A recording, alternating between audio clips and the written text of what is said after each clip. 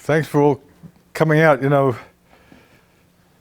often people give lectures and they don't really get very honest feedback about their talks from people.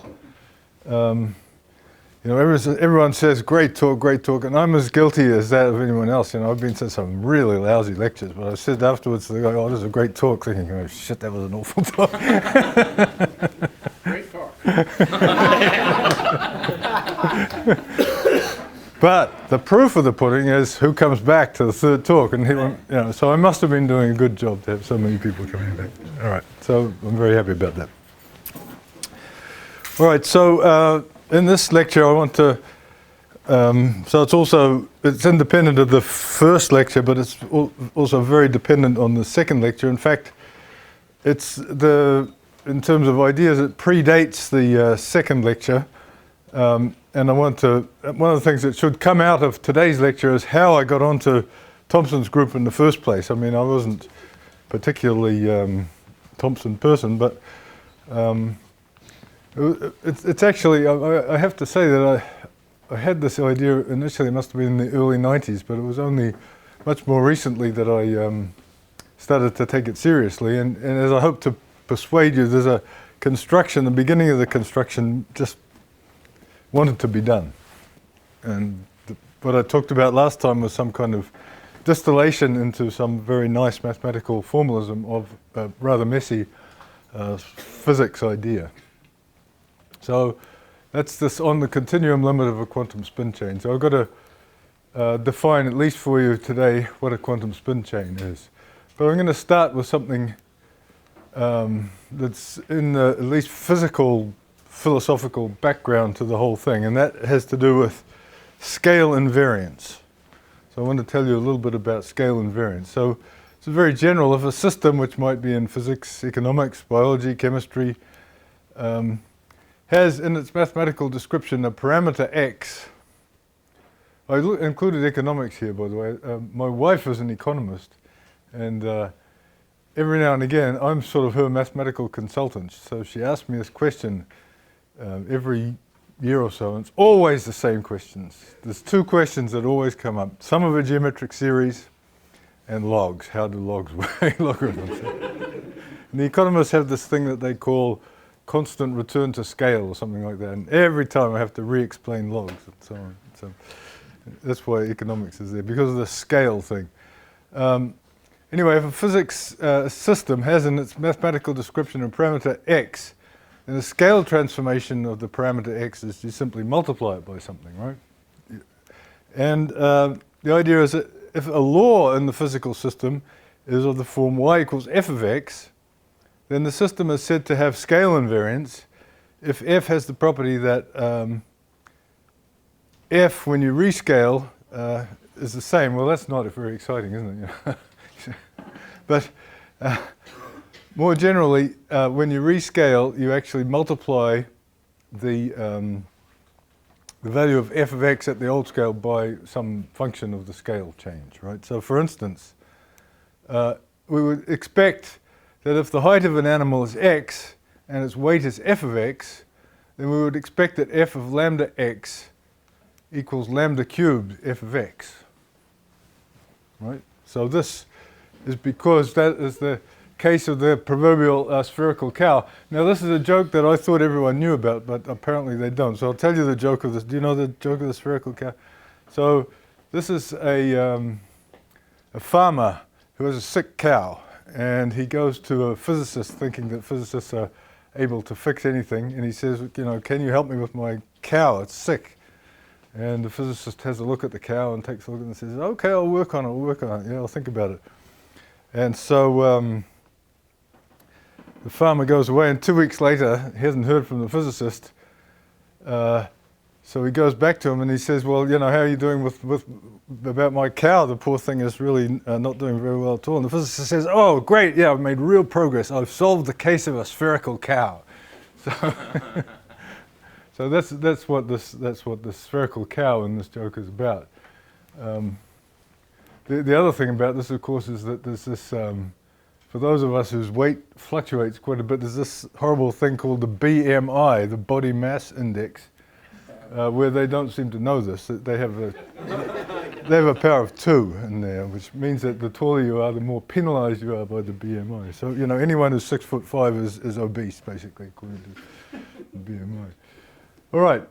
So a much more sophisticated situation is that of conformal transformations. So a conformal transformation, f of two-dimensional space R2, is said to be conformal if it preserves angles between curves. Right, so we've all seen this the first time we did complex numbers. And if it preserves angles, then there's not much else left for it to do in 2 dimensions. And so in 2 dimensions, it has to be locally, at least, just a translation plus a scaling factor. So it sends things, scales everything by a factor at every point.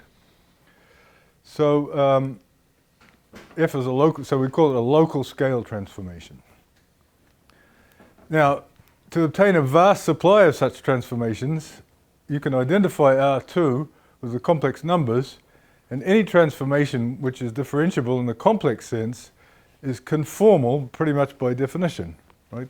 To say this complex differentiable means that the derivative as a map as a linearization is complex linear, which means it's just exactly a conformal transformation.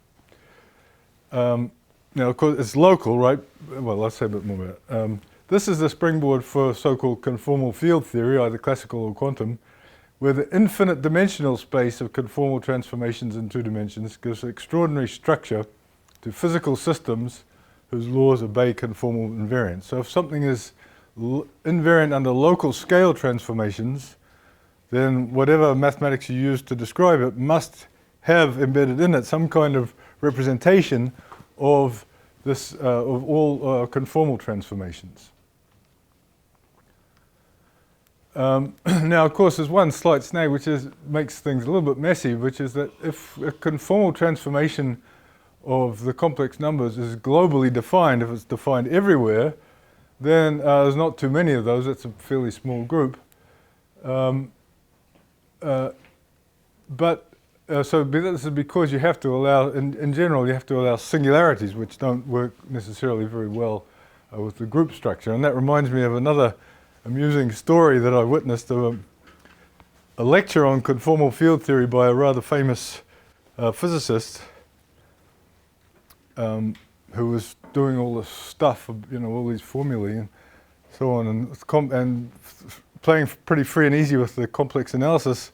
And there was another famous physicist in the audience who was a little bit more mathematical, and he said, "Oh, so you're talking about an analytic function with compact support?" And the physicist, yes, of course. So, you know, I guess physicists are allowed to do that. But anyway, that's the kind of thing that if you want to talk about these things as a group, then you have to be prepared to do that.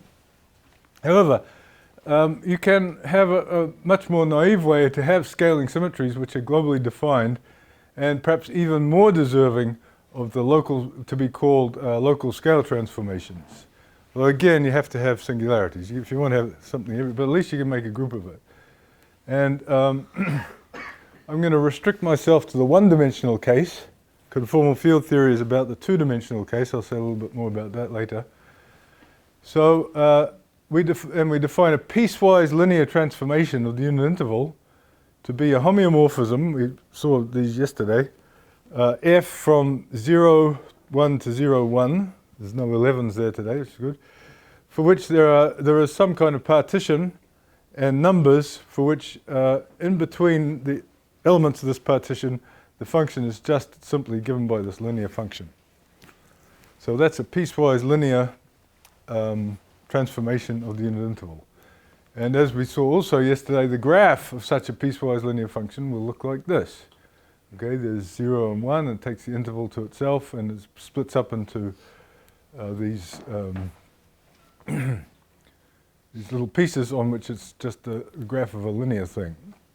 So as the inverse of such a transformation is the same form, and if you compose one with another, you get another such thing, and so you get a group. All piecewise linear transformations of the unit interval forms a group, which we can call PL for piecewise linear of 0, 1. Okay, Now, none of us will deny that that's a group, nor can we deny that that group, the symmetries expressed by that group, are precisely local scale transformation. Nothing could be more local scale transformation than that group. Okay? There's relatively few constraints on the A's and B's. So the A's and B's were these AIs, the slopes and the breakpoints. There's not too many constraints on those for the whole thing to join together and be continuous. So this group is an infinite dimensional group, because you can easily get an infinite dimensional group of A's and B's. So just like the so-called group of conformal transformations is infinite dimensional, so this group is automatically infinite dimensional. And as I said, if you have invariance under this piecewise linear group, that expresses a kind of local scale invariance. But the physical consequences of this kind of invariance have been little explored. So no one has really taken this group seriously until perhaps recently. A few of us have thought about what if there was, it made sense to actually look at representations of this group from a physics point of view.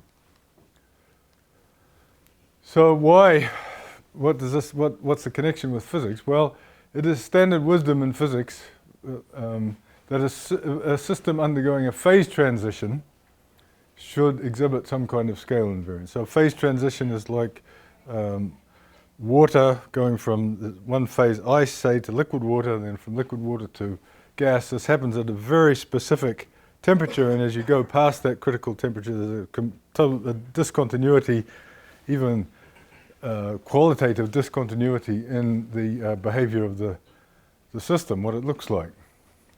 So there's all kinds of phase transitions that are in nature, and the idea is, one of the ideas is that at a phase transition, the system sort of goes crazy, and if you look at it from different scales, it's sort of is supposed to look the same.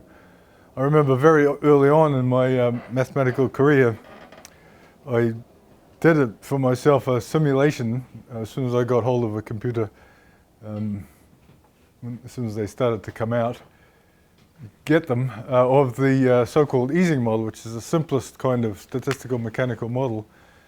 And I tuned the parameter to the phase transition, and I had a look at it, and sure enough, the patterns of interactions that you got did, if you looked at them most optimistically anyway, they seemed to be the same if you scaled in or out. So that was good. Whereas away from that critical point, there would be big clumps or just randomness. So there's definitely something to this standard wisdom.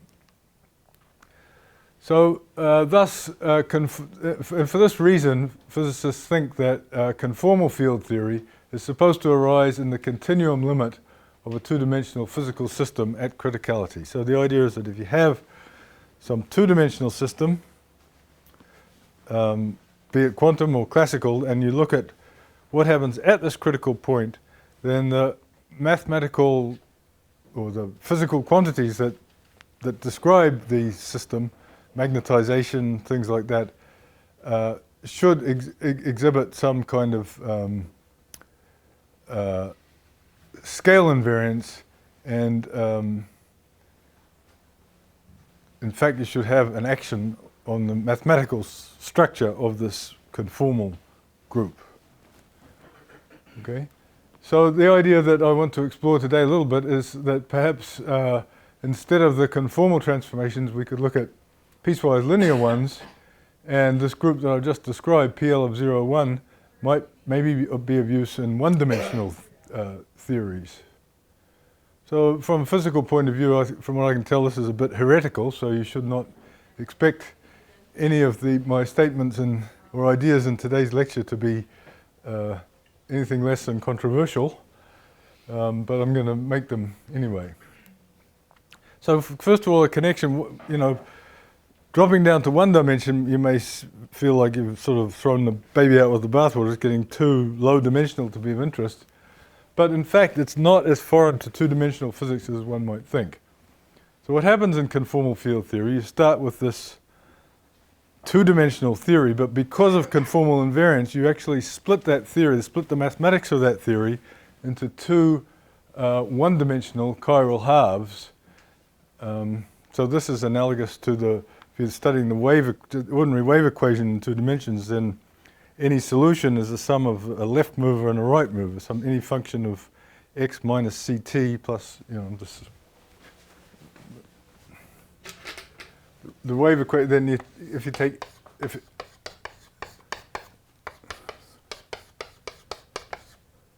so this is a g. Any differentiable function of f you can plug in there, and that will satisfy the wave equation, where c is the speed of the waves are going at. So similarly, and f and g are functions of just a one variable. So similarly, in the somewhat more complicated situation of conformal field theory, you get the same kind of splitting. And the remnant, if you like, of conformal invariance on this one-dimensional system is a representation of the diffeomorphism group of the circle. Okay? So what we're dealing with here is a system where the diffeomorphism group of the circle is being replaced or approximated by the piecewise linear things. So we're trying to, okay? And the circle, of course, is just as it was yesterday. It's the same thing as the interval, except that you've identified these endpoints and thrown in rotations. Okay, so here's the message here. The group PL of 0, 1 is thus playing the role of diff S1, for which is some kind of model. So you have this non-differentiable, non-smooth model of diff S1. So I mean, there's all kinds of really interesting, purely mathematical questions you can ask about that. And I'm hoping to leave myself 5 minutes at the end to answer some questions that Henry asked me last night. We'll see. All right, so now you can see why I somehow, having had these thoughts, why I was led to Thompson's group. Because unfortunately, PL of 0, 1 is not particularly user-friendly. It's got this infinite dimensional aspect that there's infinitely many parameters going into it, but it doesn't have the saving grace that there's lots of nice Lie algebras. There's a nice sort of Lie algebra for it. So, so that makes it a little bit tough to deal with. But there's quite a few people, as we saw yesterday, who consider subgroups of PL01 that are actually countable but still have this infinite dimensional nature to them. And of course, the first way to try to cut down PL of 0, 1 to size would be just to say, take all piecewise linear transformations with rational endpoints and rational coefficients. But yesterday we cut it down even further to size, and that's what I'm going to get back to right now, with Thomson, Richard Thomson, who discovered versions of PL of 0, 1 and PL of T from considerations of mathematical logic, and those are the Thomson groups. And in case you didn't get them yesterday, I'll try and thrash them into your heads again today by giving the definition again. F is a subgroup of PL of 0, 1 consisting of all elements for which the AIs, those were the slopes, are powers of 2, and the BIs, those are the breakpoints, dyadic rationals. Okay, so we're back there. Thomson's group T is the same for the circle as for the interval. We've just thrown in the rotations. And you can see that I've done a little bit of cutting and pasting in my Beamer presentation because we talked about this problem yesterday, the famous open problem as to whether this Thomson group is amenable. F, T is non-amenable. Right, so now I want to change topics quite a bit to try to explain to you, A, what quantum spin chains are and various variations on them, and then show how these Thomson groups representations that I was talking about yesterday actually came into being. So the thing that's quite popular among a certain bunch of the physics community is what they call tensor networks. And then I'm going to give my own version of this, which I call planar algebras. So here's the idea. We're actually going to do a sort of improvement, if you like, on the Einstein summation convention. So the Einstein summation convention, you sum over repeated indices. Okay? Now we're going to not put in any indices at all, and we're still going to know what to sum over. So here's the idea. this picture here is a tensor network. And a tensor network means that if you put in tensors into these little input disks here, then you get out a tensor to do with the boundary. What do I mean by tensor? Well, I mean something very primitive. I just simply mean something with a bunch of indices. You give it some indices, it gives you a number. So curvature tensor, R, I, J, K, L, at a point of space-time, put in the numbers, the indices from 1 to 4, and you get out a number. So that's all a tensor is. I'm not thinking of anything fancy about tensor products of vector space, just something that indices will give you a number. And here's the meaning of this diagram. Given tensors T, the T has 4 indices, S has 1, 2, 3, 4, 5, and R has 3, then the output tensor of this tensor network is the tensor on the boundary, so 1, 2, 3, 4 indices. And the rule is you take the sum over, first of all you fix the I, J, K, L on the boundary. I think I, J, K, L on the boundary. And then you take the sum of all ways of putting in indices on these strings here connecting these guys. And once you've got indices on all of the strings, then this tensor here, S here, will see 5 indices around it. 1, 2, 3, 4, 5. So it responds with a number. You take the product of those numbers, of all of the tensors, and then you add up over all possible spin configurations. So, anyone want to object to that? There's an obvious objection, which is where do you start counting those spins from? Once it's a planar picture like that, once you got started, you just go around I, J, K, L. And I think, so that's something you actually have to add to the tensor network as data. Where do you start? So each of these disks actually comes also with a privileged starting point, so that you know where to start. So in this one, I think the starting point you can deduce it from this formula. So also you need the orientation. oh, that's given by the plane. That's what this planar is about. It's an oriented plane. So you can deduce it from this formula. Obviously, since A is being, let's have a look in detail here. We have the T, I, J, A, D, and A is being summed over and I and J aren't. So I must be on here, J is here, and here's A. Well, A better come up in S somewhere also. Oh, it does, look, it's S, A, so the S thing is started here, so on. Okay, but once you've got those conventions, which one is the starting point, then all of this formula here can be thrown away and you just know what it is. It's given completely by that diagram. And then you can even simplify it even smaller by simply getting rid of those S's, T's and R's and their circles and just put a T there, an S there, and an R there.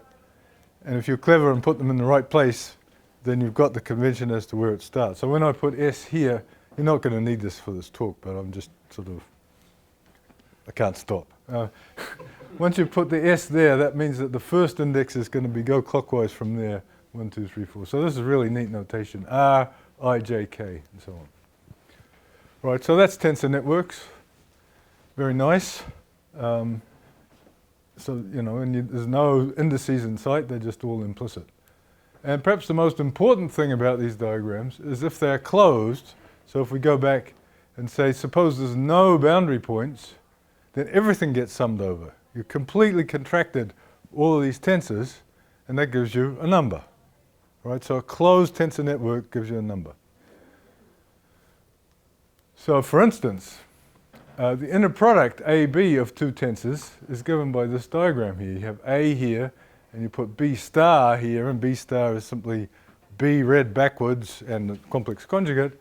And if you do that, then this picture actually represents this sum, okay, and that is the standard inner product for tensors. You've just taken the, you know, component-wise and taken one times the complex conjugate of the other one. So this diagram here is the inner product. Okay. Now it's a little bit of an accident, but all of the diagrams that I've drawn so far are planar. The strings connecting the various tensors never actually crossed. They just gave us some kind of planar network. Now there's no reason why that has to be. You could have strings crossing, it's no problem. The convention would be fine, provided you had the planarity at the point, you'd still have this order and so on. But so what I call the planar algebra is a system of vector spaces which are like the tensors. There's one for each number of boundary points, for which these diagrams, so this is a bit of a, maybe a new idea, if it takes a little bit of absorbing, but there are systems of vector spaces for which these, at least for the planar pictures, everything still makes sense. In other words, although the things that you put in here are just elements of some vector spaces, not tensors, when you put them in such a diagram, they spew out for you another element of the vector space corresponding to the boundary. So these are generalizations of tensor networks, they're planar algebras, and for reasons that I could spend the whole rest of the lecture talking about, it's very interesting to consider such systems that only work for planar diagrams. You cannot put them into non-planar things. So that's what I call a planar algebra. But they still have this thing here that if you put A and B star into that picture, you get a number, and that's a number, right? Okay, so blah, blah, blah. So anyway, message, there are very interesting systems that behave just like tensor networks, where you put vectors and vector spaces into little things with sticks coming out, get something to do with the boundary, but they're not tensor networks. You can't necessarily interpret the operation as summing over indices. Right. So it's still true that closed diagrams give numbers, and there's one such special number, right? The one special case of this is if you just have a string. Okay, then that's a rather simple tensor network. It's a rather simple element of a planar algebra, and if it's easy to figure out what's going on in tensor networks here. You've got to put the index. You've got to take the sum over all ways of putting the index on there, which gives you this thing as the dimension of the underlying vector space. But in general, in a planar algebra, it's some number, and it's called the loop parameter. So whenever you see one of these loops in your planar algebra, you throw it away and multiply everything by this loop parameter. And it's the loop parameter often goes under the name of delta. Loop parameter, but other people use different letters. So. In the case of a tensor network, it's just the dimension of the number of indices. All right. So planar algebras have been extensively studied because of their relationship with subfactors and tensor categories. I'm not going to tell you anything about either of those. But the most powerful results are available when this inner product, which in this abstract formalism is just some kind of sesquilinear function, when that is actually a positive definite function. Then you can really start to say things that are non-trivial. And it's automatic for tensors because it was just the ordinary inner product of tensors, and that's positive definite. For a planar algebra, it's a hypothesis that this thing is positive definite. All right, so that's the mathematics we're living in. We have tensor networks, a very simple concrete thing, and a slightly abstract-looking generalization of them, planar algebras. So now let's do a little bit of physics. Quantum spin chain, or pseudo-physics. A quantum spin chain is a linear arrangement of quantum things, right? In the simplest case, they might deserve the name of spin, but we're going to call them spin. So we have this quantum thing that may be spinning, or maybe it has some quantum variable associated with it, and we just put them next door to each other on a line. That's a quantum spin chain. Now, so if you did any physics, you will be used to having in elementary physics having things together on the line. There's this coupled harmonic oscillators, which is the main thing that you do in physics as an undergraduate, and every physicist has extended this idea of a coupled harmonic oscillators to encompass the whole universe. Quantum field theory, you're thinking of these harmonic oscillators everywhere. Well, a quantum spin chain is like having these quantum harmonic oscillators all next to each other in a line. Okay, now in quantum mechanics, the states of a system are vectors in a Hilbert space. So now we're back in fine territory. We're happy again. And when systems are combined, the states of the combined system are vectors in the tensor product of the Hilbert space. So the question is, what is the Hilbert space then to describe a quantum spin chain? Well, you have this basic Hilbert space for the spin. You put a bunch of them next to each other, and if you put capital N of them next to each other, the Hilbert space will be the capital N-fold tensor product of the underlying Hilbert space of the individual spin. If it's really an honest spin, spin up, spin down, then this will be a two-dimensional Hilbert space. So this will have dimension 2 to the n. So now, when you write down the tensor product from 1 to n of h, then that's just some sort of bunch of, it's not somehow order, doesn't really see anything to do with a line, but the fact that they're next door to each other is an additional structure on this Hilbert space to do with the interaction between spins and their nearest neighbors. So that you specify this thing called the Hamiltonian, where the interactions are going between things and their nearest neighbors, or possibly a bit further away. But in order to identify this abstract Hilbert space with things arranged on a line, then you need something that's more than enough to have this so-called Hamiltonian. And this Hamiltonian is in this case, a nearest neighbor Hamiltonian, where it acts on the Hilbert space, but it does nothing except between the ith and the I+1 points, where there's an elementary interaction between two neighboring spins. So that's this elementary action here. Everywhere else, nothing is happening.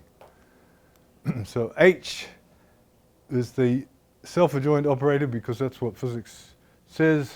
Observables, energy, and so on, those self-adjoint operators giving the interaction between two adjacent spins. Right? So once you've got that, then there's a sense of these spins being lined up one next to each other along a line.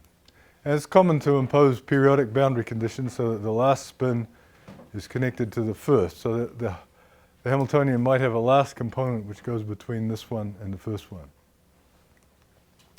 All right, now in terms of tensor networks, which I spend a lot of time introducing, you can actually pictorially represent this big nearest neighbor Hamiltonian by this picture here.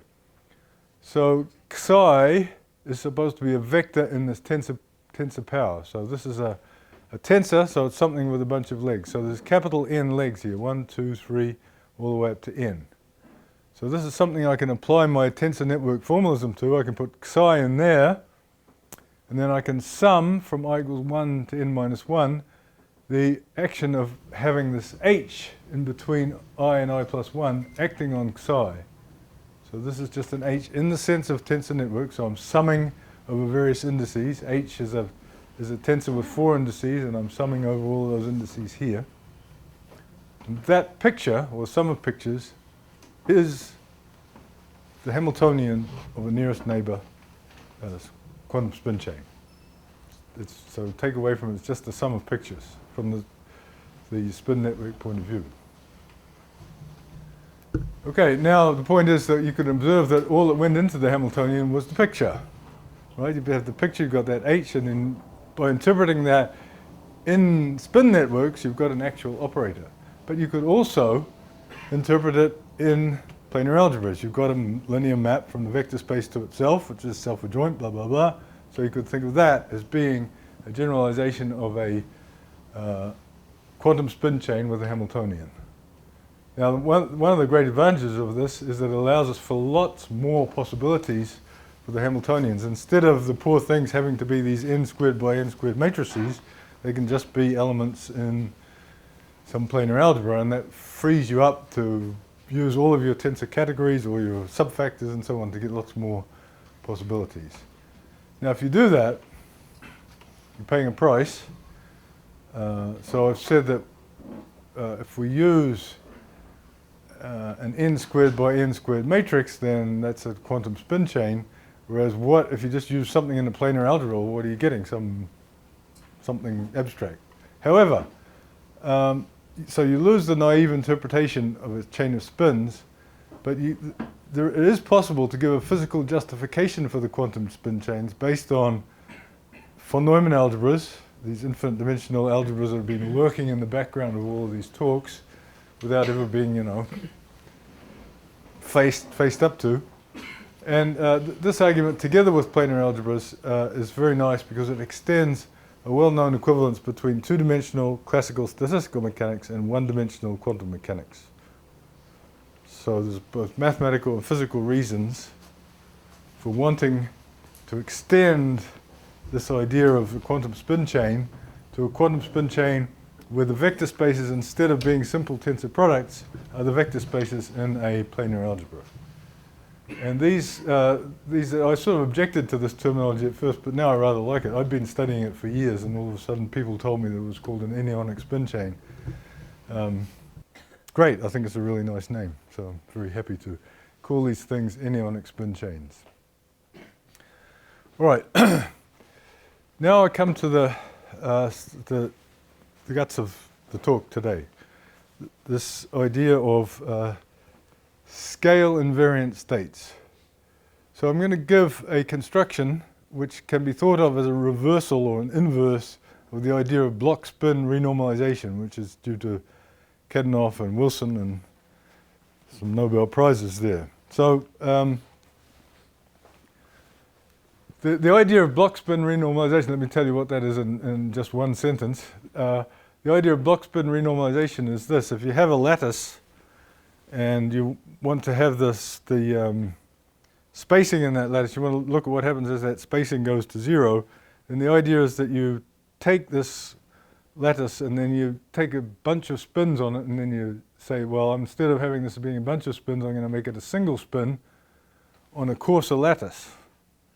Okay, now you have to, if it's just spin up and spin down, you have to, and you're combining 9 different spins, you have to have a rule for deciding whether that spin is spin up or spin down. And there's various rules, such as majority rules. Since 9 is odd, that's quite good. You can have spin up if there's 5 or more, and so on.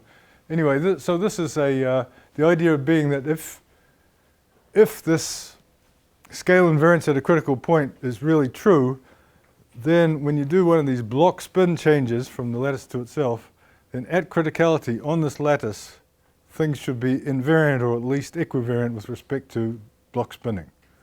So you keep on block spinning until this lattice with, a million things here and a million things here, each time you block spin, you reduce the size of it and you get it down to one little thing. And there's just linear algebra to figure out what the physical values, what the magnetization of something is. Okay, so that's a pretty hairy idea. But it's believed and sort of almost religiously by some people and disagreed with by others. But that's what it is. That's the idea of block spin renormalization. So you lump together blocks of spins on a lattice to obtain spins on a coarser lattice, and you keep making it coarser and coarser until there's no lattice left, and then you can just solve it because it's just some linear algebra. All right. So critical behavior should then be described by quantities that are invariant under this block spinning. So what I'm going to do, what inspired this whole construction, is I want to reverse this by unblocking the spin. So I'm going to start with a very coarse thing, and I'm going to get the Hilbert space that I want to, and to describe the limit, the sort of continuum limit, by building it up from Hilbert spaces associated with finitely many points. So I'm going to start with a couple. I'm going to blow them up, and so instead of reducing the problem, I'm going to make it bigger, and the limit Hilbert space is going to be this hopefully purported Hilbert space of the continuum limit.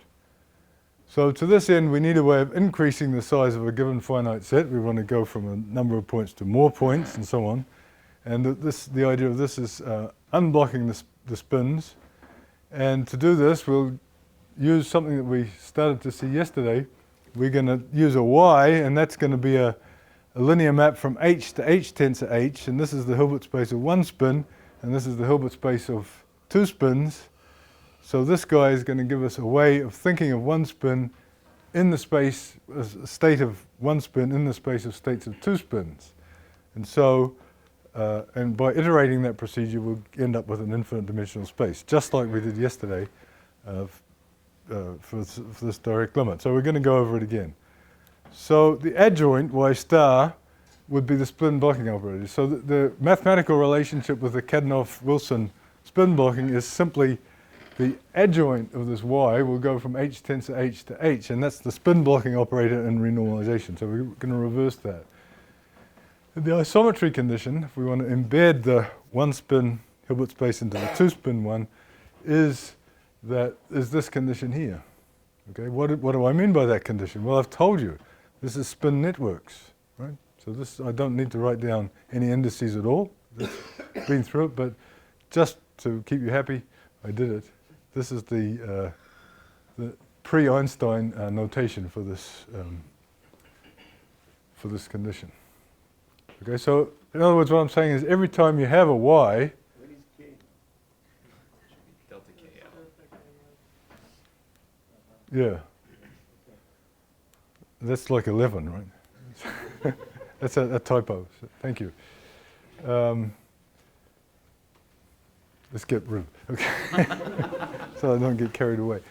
All right, so once we have this y, the spin doubling operator, we can now construct an increasing family of Hilbert spaces of dimension, the original dimension to the 2 to the n, by embedding h 2 to the n in the tensor product 2 to the n and 2 to the n plus 1, simply by taking all of these spins and doubling them. Okay? So the Kadanoff-Wilson thing would have been to take this Hilbert space and go down to psi. This one says we take psi, we stick it in this Hilbert space, this bigger Hilbert space. And we just iterate that procedure, and we're supposed to get, in the limit, something that corresponds to the continuum where this lattice has been all filled in, all the gaps have been filled in, and so on. And just like yesterday, if we choose a unit vector in omega, we can call it a vector in each of these things via the above embedding, and we'll call it the vacuum vector, which is probably the wrong name, but it's hard not to call it anything else. Omega. All right.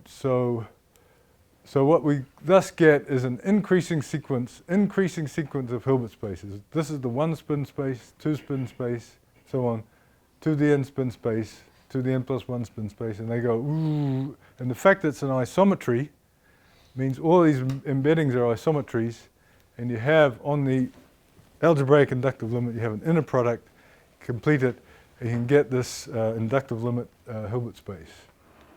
So the Hilbert space HR, defined as the direct limit of the above increasing sequence, will be called a semi-continuous limit. You see, here's the problem. I'm proposing it as the Hilbert space for a continuum theory, but it hasn't, that requires some justification, right? All it's come as is a Hilbert space for some kind of more and more points. So we're going to call it the semi-continuous limit of the quantum spin chain. And this name was sort of evolved out of discussions with Osborne and Vidal, two physicists of a kind. Now, so that we all get the picture of this inductive limit, I'm just going to point out that this vacuum vector omega, which started off just as some vector in the original Hilbert space, we could also think of it as this. This picture is also omega. Okay? And if I doubled all these ones, it would still be omega. That's because it started off in the base Hilbert space, but then we identified that with the subspace of the next one, and we identified that with the subspace of the next one, we identified that with the subspace of the next one, and the identification was always by adding these forks. So in the semi-continuous limit, this vector is nothing but the original vector. That is the original vector. By this, and this is a tensor network. Okay? I could put more, they're all the same vector. Okay, so I'm happy with that, I can go on. And now I'm probably going to assume that we're dealing with a given y, and I'm just going to drop it. So, I mean, it's sort of there anyway in the picture. Okay. All right, so here's the theorem, which is that Thompson's groups F and T of homeomorphisms defined by local scaling transformations act unitarily on the semi-continuous limit. And I say it's a theorem because the first time, it was the intuition that I had which led me to these representations of the Thompson groups, and the first times that I did it, it was a real pain in the neck. But the idea is simply by locals, how's it acting? By local scaling transformations. So let's see how this works. So the definition of the action is, in contrast to yesterday where it was all this category rubbish, this definition, the action is going to be geometric. It's going to be driven by some sort of very simple geometric intuition. And the reason that it's complicated is it's going to be sort of between the different scales. Okay, so it's not that we've got to end up with a group that's acting on these things that are not preserving the same scale. So that's why you have to do a bit of work. So to see it, let's suppose we're given an element in Thompson's group, and I said yesterday that you can think of them as being these sort of piecewise linear foliations where I simply take a point here and draw a straight line up to its end point. Okay, so here's a nice picture of that foliation. All right, so what I'm going to do is I'm going to take my tensor network, we're going to take my vector defining the state of the quantum spin chain, and it's in one of these vector spaces with 1, 2, 3, 4, 5, 6, 7, shouldn't it be 8? Should probably be 8, doesn't matter, things. And then I'm just going to simply follow through these strings here. So these strings of foliation, just going to follow that through. And you see immediately the difficulty is that, you know, if there's 8 here, then that 8 becomes less dense here, more dense here, and even more dense here. So how do you actually fix it all up? Well, the simple rule of thumb was, well, whenever you're missing some points, so you just use this block spin, reverse block spin, to get into the right number of points, right density of points. So then you throw away all the irrelevant ones, and you end up getting a mapping from the vector defining the state of this quantum spin chain to something at a different scale, but another one of these 2 to the n dimensional, n to the whatever it is, 2 to the n dimensional things. Now, if that is confusing to you, then it jolly well should be, because it confused me, and my first attempt to write down this representation was a real mess. And the reason it was a real mess was because I insisted whenever I had one of these foliations, I made sure that the way it acted was by going from some 2 to the n dimensional vector space to another 2 to the m dimensional vector space. Okay? And that involved correcting all the time, by putting in these damn forest things, and all the time correcting. Every single statement involved a mess, and it was horrible. It was even worse to try to tech it up and so on. And it was actually was Dylan Thurston sort of said something about direct limit to me, and anyway, it eventually evolved into the picture that I gave yesterday with the category theory and so on. It was very clean and so on. But the objection to what I did yesterday was that all of the geometric intuition is gone. This was the underlying geometric intuition. This is how it's acting. It's acting by local scale transformations. All right. So it's a construction that, because it worked, it sort of wanted to be done. You know, this group actually does act in this way that looked like it was wishful thinking. But there's some problems which people already noticed yesterday, which the first of which is what does 2 have to do with it? You know, I block spin by blocking together 2 spins. Well, why did Kadanoff and Wilson do that? Well, they didn't really have any good reason either. They would typically block together more spins, but there shouldn't be anything physical in the fact that we just have 2 spins. Well, not too physical. Maybe you're thinking the nearest neighbors should be blocked. I guess, I don't know. But and also, here's another one. If the Thompson group is just an abstract group, as it was yesterday, it was given by these pairs of trees, and you're not thinking of it, or a present group with a presentation, and you're not thinking of it as acting on the unit interval or circle, as you have a perfect right to do, then there's no structure there. You know, things are not connected to nearest neighbors. All of these branches of the tree could swivel around in different ways all the way out to infinity. You get these tree automorphisms.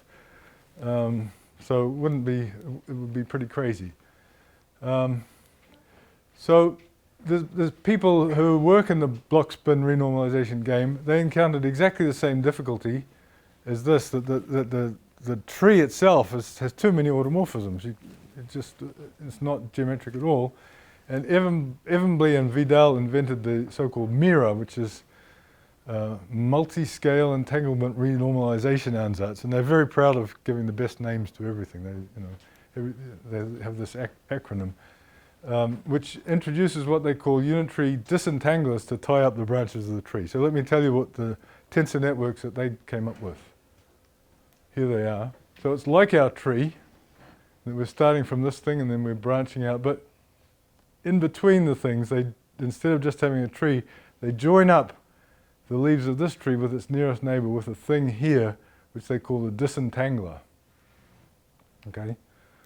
And so this is just another tensor network, except that you have these tensors as well. And they're getting this Hilbert space. Well, for them, they're doing block spin, so they're going that way. But they also like to go the other way. Anyway, they claim that they can get agreement by optimizing. There's two inputs here, right? There's this input here for the block spin thing, and there's this input for the unitary disentangler, and you've got all kinds of parameters to try to optimize things. And they claim that numerically, by optimizing these U's, that they get agreement with the continuum conformal field theory. Again, they present you with all kinds of rather convincing looking numerical evidence that you're getting the right structure of a conformal field theory. Okay? They obtain good numerical agreement with conformal field theory by optimizing the disentanglers.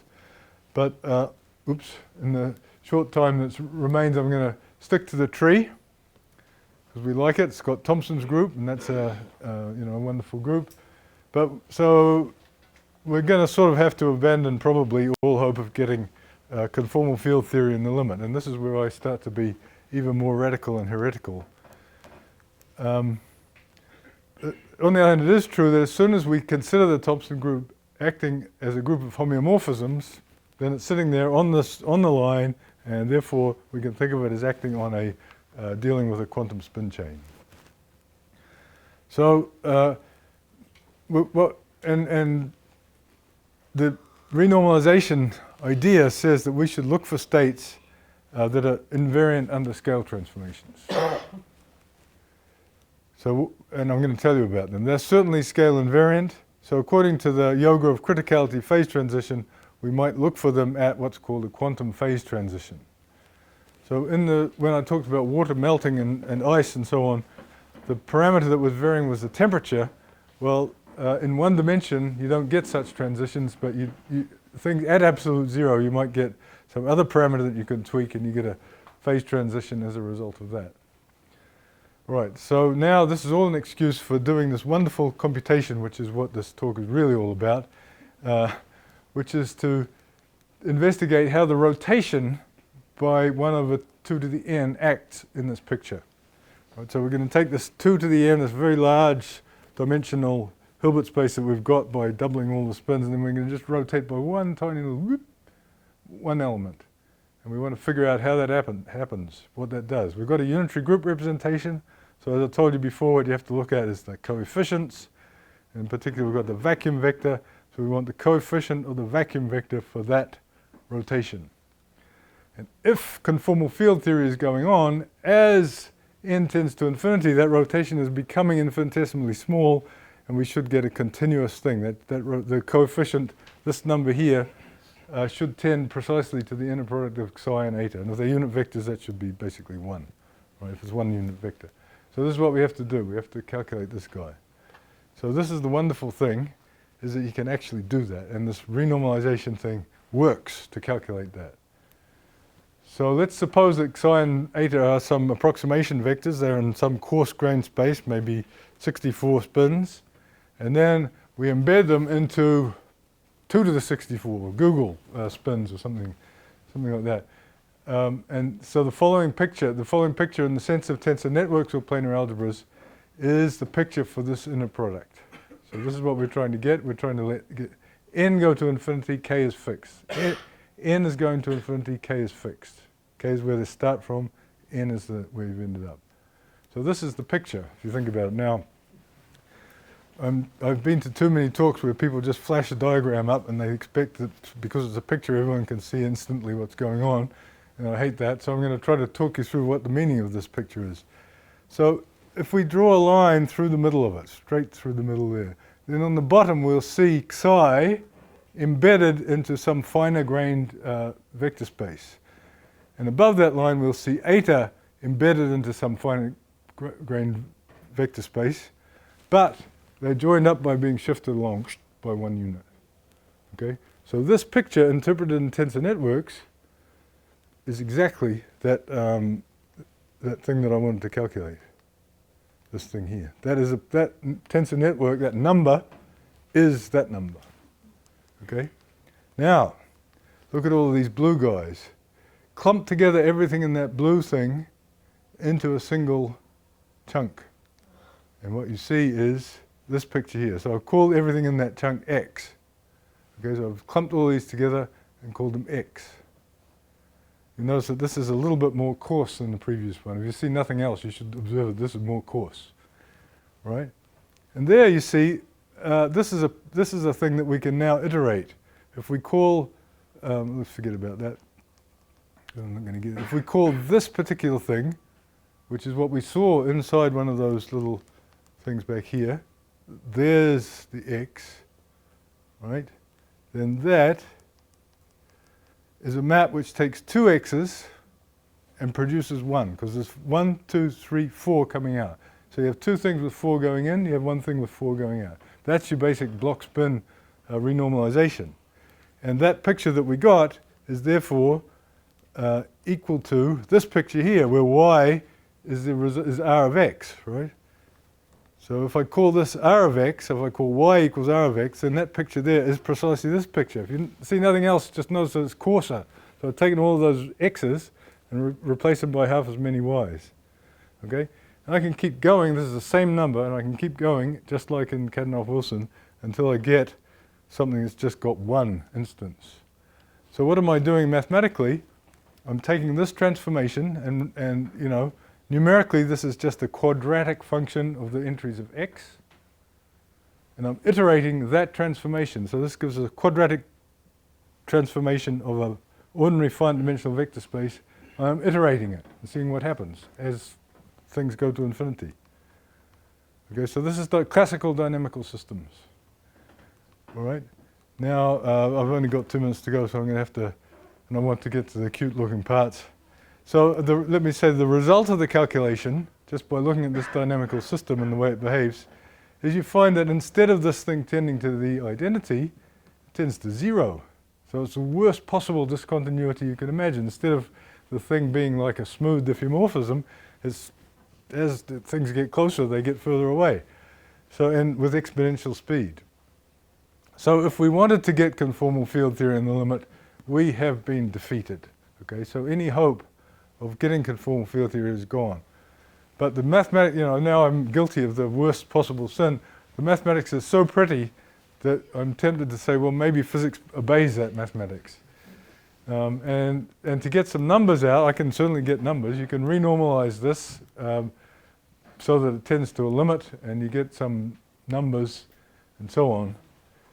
So let me do, in the last couple of minutes, I'll do something that just purely for the sake of making it look nice. All right. So the example where I did this was the SO3 invariant tensor example. But the most intensively studied dynamical systems are rational functions on CP1, right? That's what you hear about all the time with the Mandelbrot and Julia and Fatou and all that sort of stuff. So do they actually crop up? Well, yes, they do. And you can get them. In fact, there are scale invariant models for which you get exactly CP1. And to get them, instead of doubling the spins, we're going to triple them. Okay, so that instead of having the fork, we'll have a tensor with 4 legs, which was asked about quite a bit yesterday. That's why the other group on the set of Thomson has 3 generators, right? The 3, the first Thomson we just had 2. This one, yeah, and this one will have 3. Yes, This one has 3. probably. Yeah, because I You checked it? what you told me. Oh, yes. Henry did his homework. He went and read Canon Floyd Parry and found out this is 3. Right. Thank you. It's also a simple group. It's also, yeah, it's as simple as the other one. And I'm very glad to see that someone actually listened to me yesterday and went away and did something about it. Excellent. What a great audience. So anyway, then what you can do is you can get some forks that if you use SU2 instead of SO3, you get some non-uniqueness. But then the renormalization transformation, this classical dynamical system that you're iterating to calculate, what the block spin renormalization, is then a homogeneous cubic from a two-dimensional space to itself. It's non-unique, but here is an explicit formula for it. Okay, so you should see in there, I don't know why you see some R's in there, I don't know what they have to do. They're probably Z's. Yeah, I'm sure they're Z's. So this is some more 11s in there. So it's a cubic polynomial in Z over another cubic polynomial in Z. You iterate that, you want to iterate that. Physics says you've got to iterate that if you want to understand what's going on. So you iterate it, and it being a rational thing, it has a Julia set and a Fatou set, and here are some actual examples chosen by just choosing that particular element and iterating it there. So you've seen these pictures before. You have the Fatou set is the big things, and then the Julia set is sort of the boundary. And here's another one. These are actual examples with this, issue 2 invariant thing. Now, I'm going to tell you what undergoes a phase transition, but there's this thing depending on some parameters. And what happens is there's this theorem that if you stay in one of the components with the connected components of this thing, which is the Fatou set, so let's go back. If you stay in one of these components, if you stay in this green set, that formula I just wrote down will not change, the component of the Fatou set. But as soon as you cross to another component, you go across the Julia set, then it will undergo a discontinuity. So you have a crazy phase transition where these are the components of the Fatou set are the phases, and then you cross from one phase to another, and every time you do that, you have a phase transition.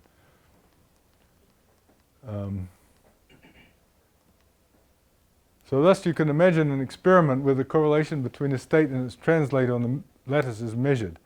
So this is my last message. If scale invariant states arise, as one passes through a quantum phase transition, which is the idea that block spin renormalization is correct. So if scale invariant states arise, as you go through a quantum phase transition, you ought to be able to observe the correlation tending to 0, and even a bit more of the fractal nature of the Julia sets at absolute 0. So what I'm saying is that you should be able to get into a lab and measure the correlation between some spin chain and itself moved along by one. You set up that, and then you dial through the system through a quantum phase transition. And I've seen people doing this in labs. Just turn the dial and the whole thing goes haywire. And what should happen is at that phase transition, instead of the correlation going up, it should go down. Conformal field theory would say it goes up. I say it should go down.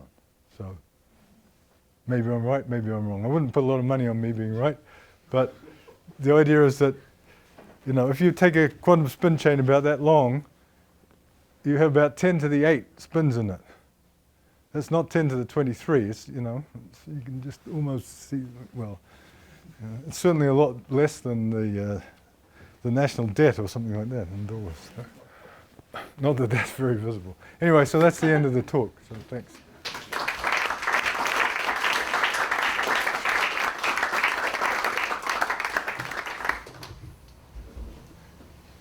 So you really made a prediction. I did, yes. If Yeah. you get it right, you get the Nobel now.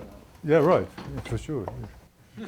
Especially because I get it by myself, because I'm the only person in the world who believes this.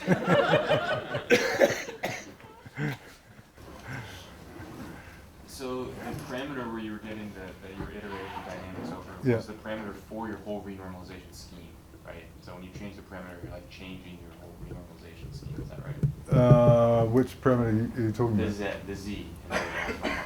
The z in the rational function was a global thing. No, sorry, no. The z was, Which element in temporary Lieber's? no. Oh, There was a fixed element of temporally Lieber, and the z was the spectral parameter. So it was the thing that, in the example, started out being the thing given by the rotation thing. But then there's a whole lot I left out, right? So I'm extending that to say that it's actually a physical parameter of the system.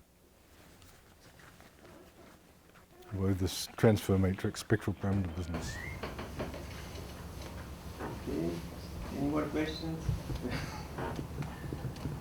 Well, this was a great finale. We thank you very much. Okay.